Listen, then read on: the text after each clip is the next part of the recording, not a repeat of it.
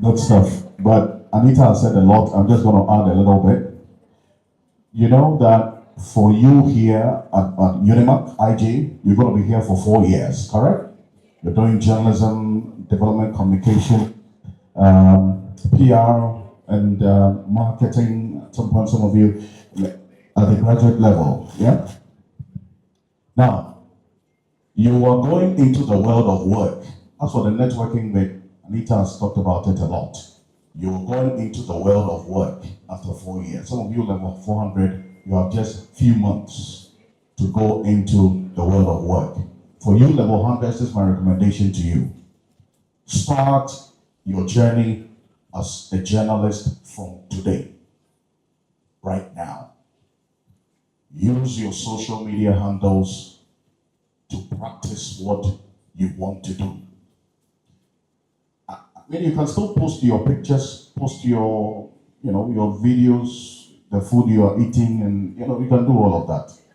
But if you want to begin to tell stories, that's the fundamental duty of a journalist, to report the news. Practice makes perfect, and that's a universal principle that cuts across every profession. Start using your social media. How many of you have smartphones here? All of you. Somebody still uses Yam here? Yes. You still use Yam with the smart. Only Yam. Why? Because you don't have money.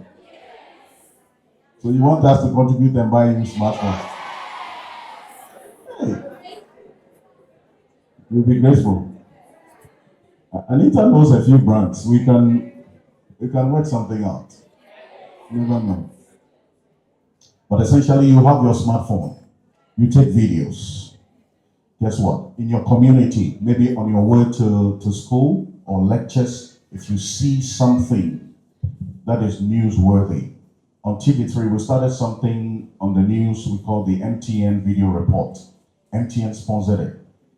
And we encouraged citizen journalists to take videos of what is happening in their community. Maybe there's a best pipe, or the lights just went off, or something. There's a refuse dump that has not been cleared for a number of months, and people were doing it with their smartphones. People are telling stories with devices not as big as these cameras that we're seeing. These days, there are those small microphones you can just put here, and then you have your phone, and you're doing something. And as Anita mentioned briefly, there are people who are doing what you are being trained to do just with their talent, with no educational advantage. There are some people who are not been through the four walls of GIJ or sat through any of the lectures in GIJ, but they are doing journalism and they are making money. Right? There's a gentleman, and it's all about storytelling. How many of you have heard Wodemaya? Wodemaya is a what? YouTuber, yes. I heard something else. But this is a guy who went to China, and he's a good friend. He shares his stories every now and then. He went to China to study, and it was more of just an accidental experience that he had with a VPN, which he described as illegal, like a connection that he started his YouTube with. And guess what? Now, the last time I spoke to him, which was sometime last year, he makes $35,000 every month. Multiply that by 16 cities. You will get how much it is in Ghana city. Do the multiplication for me. Let me know how much he's earning. And let me see if I get anywhere close.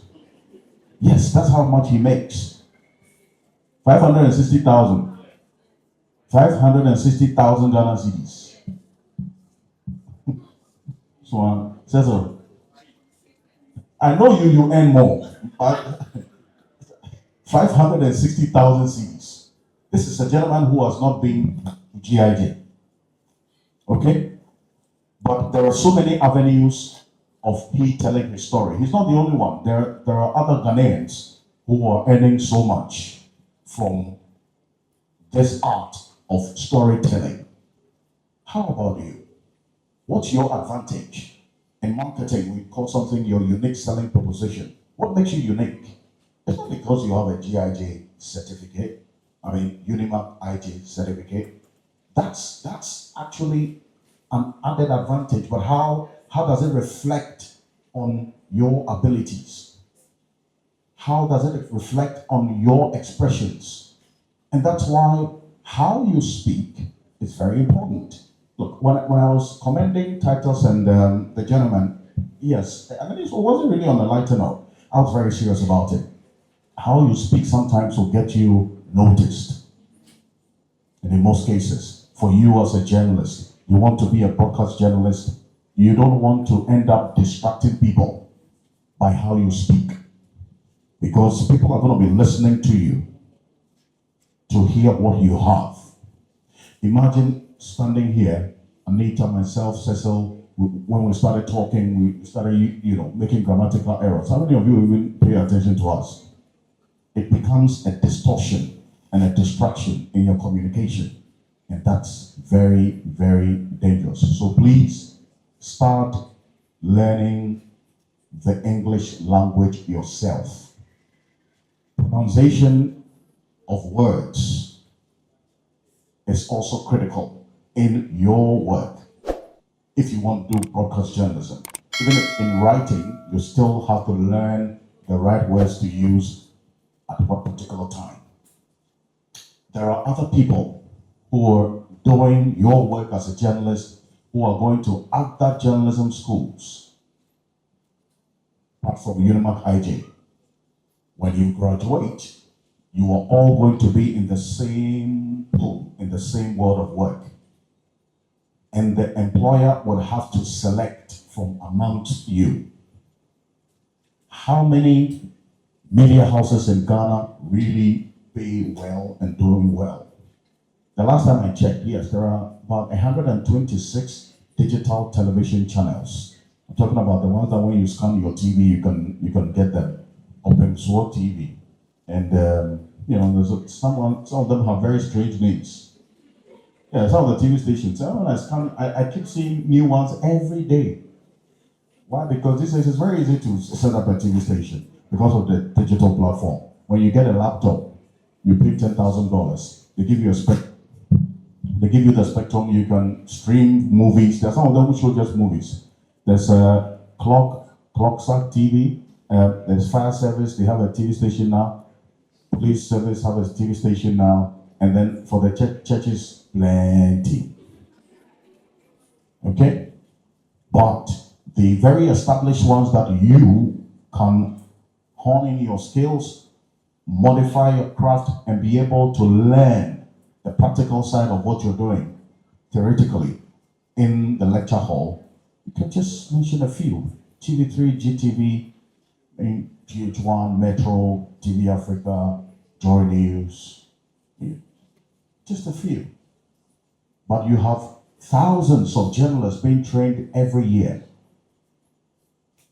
And guess what? The vacancies are very few. I want you to begin to think about the next, if you're in level 100, think about the next 4 years. If you're in 200, think about the next 3 years. For level 400, the way is your front, as they say. Last week we did an audition at TV3.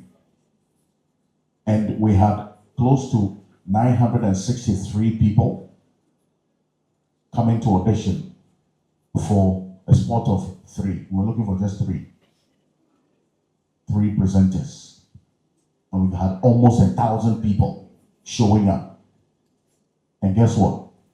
What impressed me so much, and I said this sometime last week when I was here, what impressed me so much was that even though the cutoff point, the qualification was the first degree at the least, we had some Unimark IJ students who were still in school turning up for the audition to just come and show what they have. And that impressed me a lot.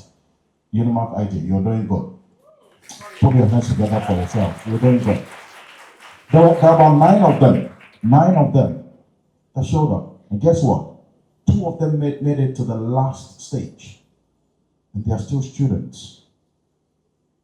And we have others who have gone to the 6 months journalism school. Yeah, there's, those ones. The Jasso school. Yes. And guess what? Because most of the opening in the media houses is mostly talent based. We look at what you have or what you can show before we look at what is on the paper. You know this. So you can have a first class, 2 years ago when we did the audition, there was a first class Unimark student. But so we're looking for a presenter, okay? But because of his physique and how he looked, which, is one of the things that obviously we'll look out for. Because when you put on your TV, and don't take away how you look. And that's why Anita was very heavy on your outlook. How you look is key. If you switch on your TV and then you see Alfred, his hair is unkept, his beard unkept, he doesn't look, what would you do? Even though I might have something in my head, right? So for that, they would look up. We had him and then another lady who had gone through 6 months journalism schools with a certificate. But the lady speaks well. She had it. We were torn between him and the lady. Guess what we had to do? We had to take the two of them so that the gentleman would now write. Because he really showed some good skills of writing, so that the lady would present.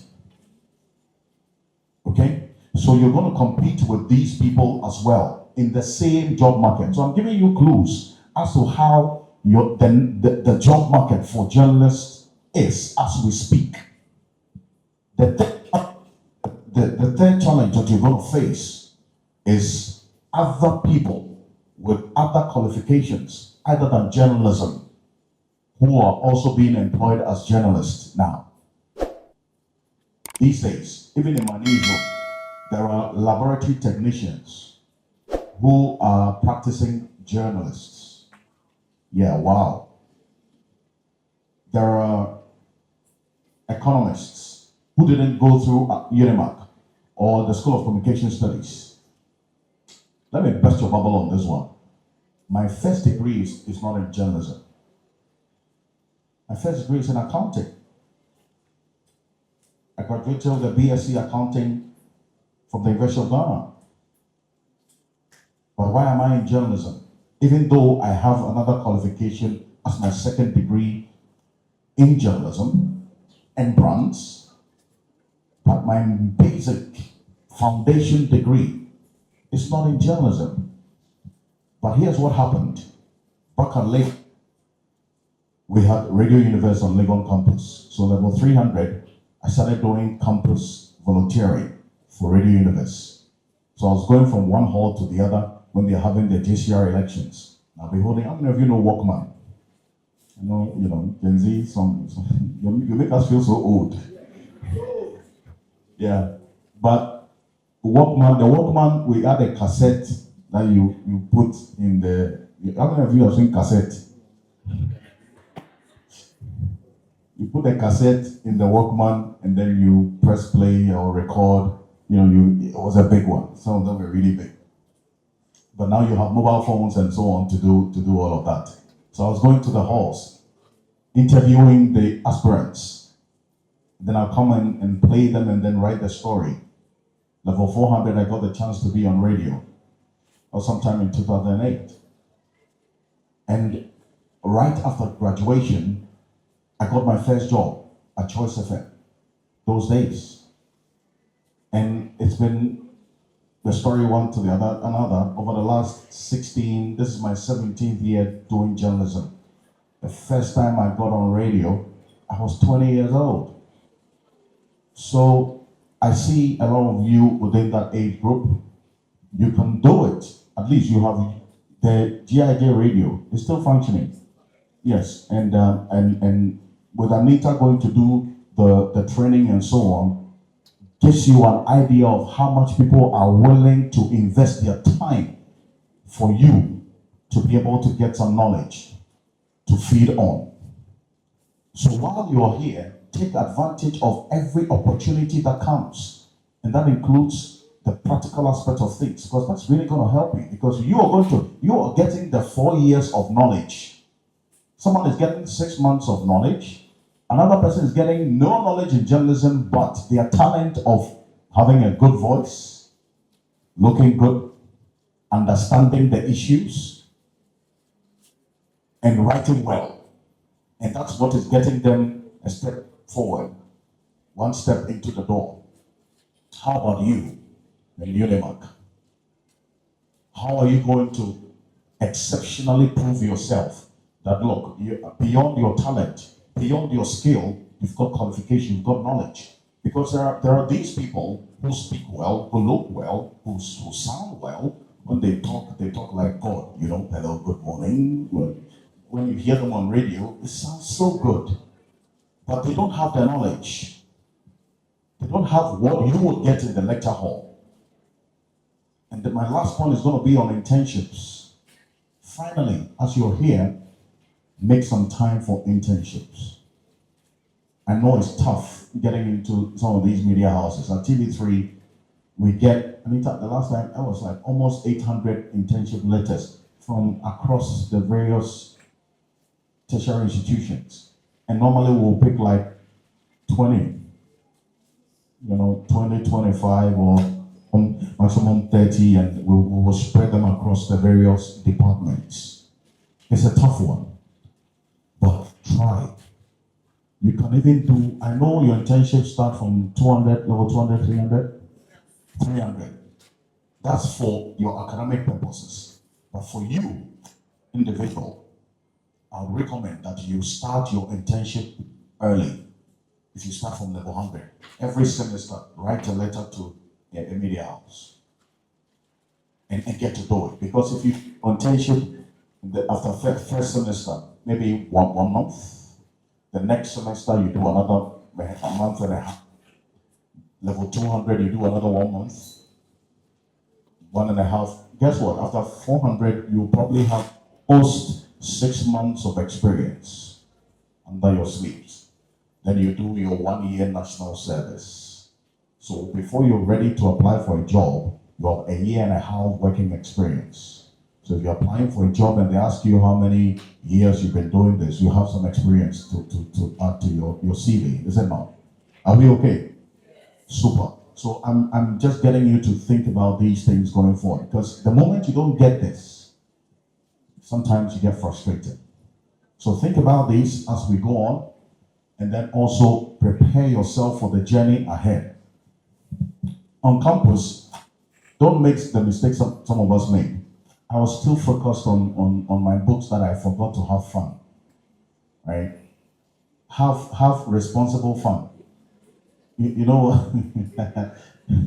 Have fun, okay? But make time for your books and make good choices.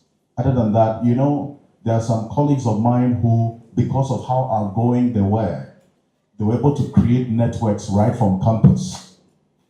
And it's not always the case that the people who are that good in the lecture hall are the ones who get the good jobs. I wasn't an A student. I still meet some of my colleagues who are A students, and they're like, hey, Charlie, Alfred, and now, yeah, we watch you. I say, yeah, me too, a day. So identify the people. That's why I talk about making the choices yourself. Identify the people. Connect with people. Grow relationships and relationships. I'm talking about any kind of relationship that you want. No prescriptions. There are some of you who are going to meet your husbands again. That one you are saying all right. Some of you are also going to meet your wives here. But guess what? For now, your husband is your book. Your wife is your book. You know, some of you, after school, the guy that you are dying about right now, you look at him after school and you're like,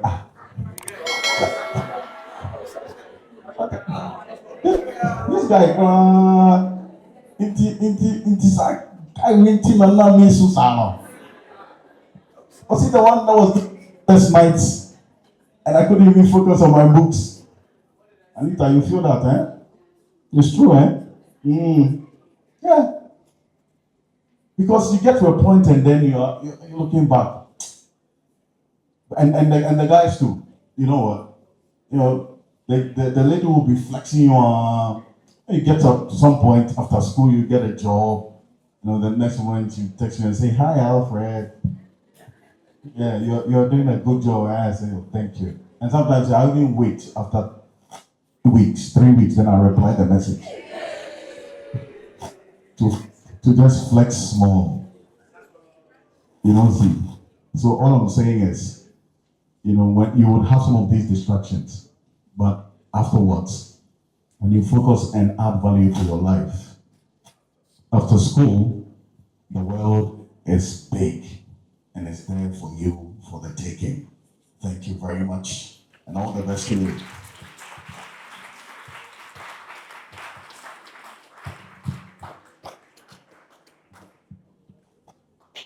Thank you so much. We can do more than just that.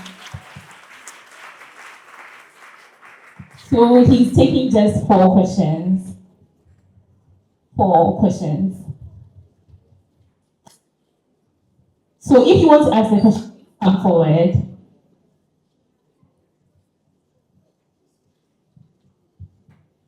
Thank you very much for the opportunity. I'm Anasbella, level 400 student of this Noble Institute. And you do handle digital loads. So I'm more concerned about you sharing the data, the future of data journalism to us in Ghana here. I don't know whether I should add a second question. How do you handle shocks of the industry? Yeah. Maybe you wake up to a news that surprises you the most and all that. How do you handle it as an individual? Thank you very much. So, quick one. Data journalism, in my view, is the fulcrum, is the most important aspect of our media and journalism now and for the future. And here's the reason why. I can't tell a story without data. It takes a lot. Right, you're right about me using a lot of data in my work. Because if I come and tell you, for instance, that there are 88,000 ghost names on the National Service payroll, you want to see a breakdown of it. Which universities had the ghost names? Is UNIMAC part? How many of them are from University of Ghana? And which regions had these ghost names? Where did the money go to? All of that is data. And data journalism is just the sorting out of data, the various forms of data that you get. You sieve it to get the most important data to employ in your storytelling. If you're doing investigative journalism, which I know some of you might turn out to be investigative journalists, if you go and do an investigation and you don't have the data to back the story that you're telling, well, guess what? You can be sued. And we've seen that before. Even Anas, who covers his face and gets all the evidence, he's still facing a number of court actions. Manasseh Azura winning, a number of them are facing the same. So without data, a journalist is only telling Anansi stories. You understand? And anybody can tell Anansi stories. So data is important. That's my answer to that. The second one, waking up and how to handle shocks. Well, I can go quick example to the unfortunate incident sometime in 2012, the demise of the president then, John Evans I was in the newsroom. I had just finished breakfast at the time I was working in Takrady on Sky TV. And somebody called, Alfred, there's some breaking news, but I don't think we can put it out now. I'm like, what's going on? He says, well, I'm hearing that the president is dead. I said, hey. At the time, I was then also supposed to read the news at midday. I said, you want me to go and say that the president is dead on TV? I won't. I'll wait. Let GTV, the station of the nation, let GTV put it out first. Then we can follow suit. Because out of this information, you can't just take a gamble like that. So we waited. GTV too, they were doing some things. The man apparently died around 10 a.m. GTV broke the news, so it's not a breaking news, but they put out the news around 2 p.m. Station of the nation. How many of you have relatives who are working at GTV? Don't go and tell them I'm saying things about them. But they broke the news at 2 p.m. Guess what? For me, it was good. Sometimes in news, you have to put accuracy over speed. It's not always a case that speed is prioritized. Put accuracy over speed. I think that I'll leave with you on that. Okay? You have to add another one. Actually referring to something personal. I've heard of things that someone goes in for an internship, and you think the moment you get to the newsroom, you are given the top-notch opportunities, but you end up being the errand girl or a boy. That's a shock. I have never experienced it. If you have similar story as such, how were you able to handle it? And that's different. So for us at TV3, yes, you're right. 3 years ago, HR at TV3, our human resource manager, had to put out a directive that when interns, we don't have to send them. Because it's the case, that previously when they come in, you send them to go and buy and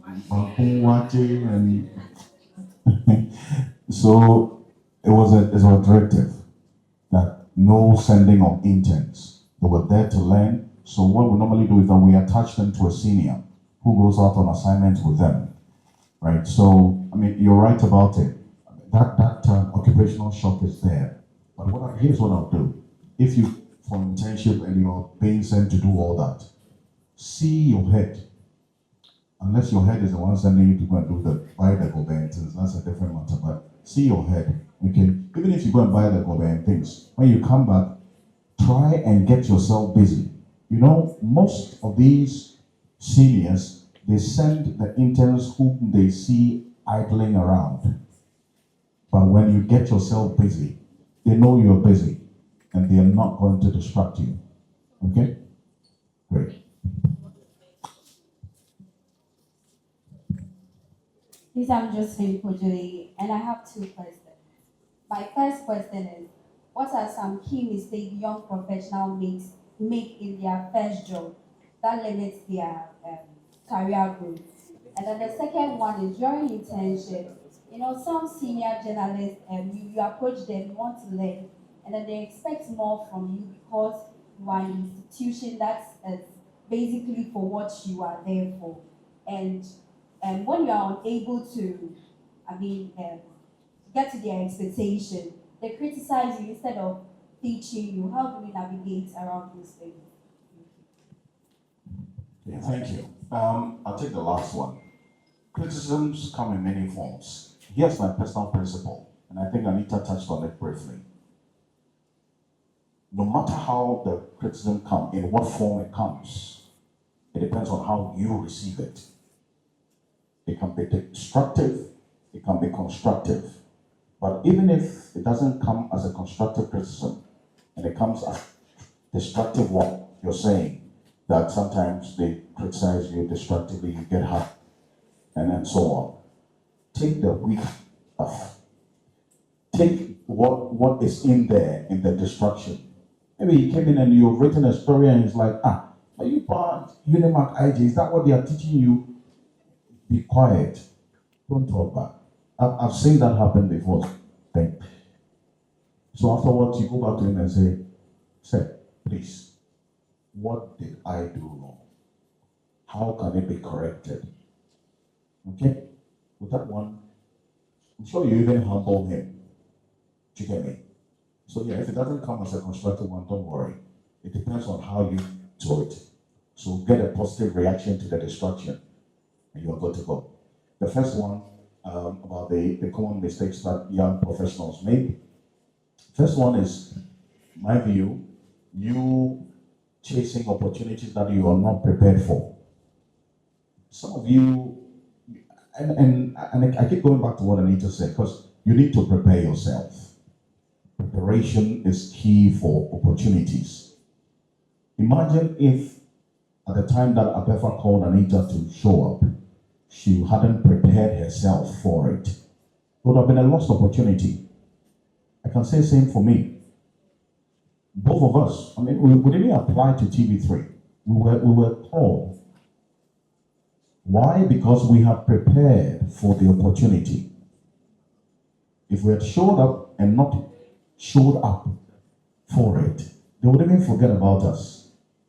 My first ever job experience, and I keep saying this to every young journalist, allow yourself to make mistakes. It's part of the journey. My first time on Choice FM, that was the 13th of September 2008. The morning show host fell ill. The one who sits in for him also fell ill. And the producer called me around 2 a.m. and said, at that time I was just 3 months old at Choice. He said, "Alfred, we've heard you reporting on radio. Yeah, you have a good voice. So you know what? The morning show hosts are not feeling well. So we want you to come and sit in the next day." I said, how come? This is at the time, Choice FM was in the rank of Joy FM and City FM at the time. And I showed up that morning with all the butterflies in my tummy, and I went to sit behind the microphone. That day, I have never made grammatical errors in my life like that day. I back. I still have that recording. You know what that does to me? It reminds me of where I came from, and it humbles me. Look, the owner of the station came the next day and asked that they should take me off. 2 days later, he called me into his office and said, "You know what? There's something inside of you. I want to risk my radio station for you." My first 2 weeks of hosting the morning show at Choice, 6 companies took their adverts off because I was that bad. I was really bad. Yeah. It's not the Alfred of today. I was so bad. Look, some of the words that I could really easily pronounce, I was making mistakes on radio. And the brands, I recall, Kasapa at the time. And some of you don't know them. They died a long time ago. They were in with MTN and those people. And Mawako, there was a security firm, and then also this IT firm that does gifts. They all took their adverts off after 2 weeks, and the company was losing revenue. And the man says, "You know what? Keep him there." His name is Fred Owari, and I tell my heart to him. He is a godfather. After 8 months of hosting the show, these companies brought back their adverts with a double budget. So allow yourself to. Okay, it's part of the journey. All the best. Thank you, sir. Sir, please, my question is, someone could have the passion for journalism, but the person is not a public speaker. The person isn't too confident when it comes to speaking in public. How did that person go about it? Thank you. Yeah, we were all like that. If I tell you Anita is shy, you won't believe it. If I tell you I was really shy, you won't believe it. But here we are. it always starts from a point. You have to work at it. You have to confront your fears. I mean, 2005, that was my first time holding a microphone. And guess what? It was in church. I was singing in church. I don't sing anymore. I don't have the voice. Yeah, but at the time, thought I knew how to sing, so they gave me the microphone. Fast forward 2007, I started doing MCing in church. Then, one thing led to the other. Here we are. So you need to confront your fears. You can start off from answering questions in class. When a lecturer asks the question, put up your hand, stand up, and try, attempt it. If you get it wrong, I don't think the lecturer is going to insult you. There's no harm in trying. Try it. And what you have just done right now, guess what? There's hundreds of people here. You came forward, microphone to action. That's another step of you confronting that fear. So you're on the right track. Keep going. You are level 100, right? In the next 2 years, I want to be here and see you being the one hosting this program. Okay? All the best. Okay.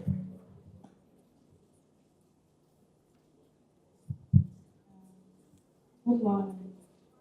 You said something about not learning journalism, but still end up with money. I want to say that in my family, we believe in using your talents and building up your talent. For me personally, when I was in JHS, I wanted to be a journalist, and I still want to be a journalist, but as time went on, I realized I have other talents and I know how to build on them, and I have built on them to a certain point. So now it's like I'm in a dilemma. I want to be a journalist, all right, but I feel like I still have to explore these talents that I have now found.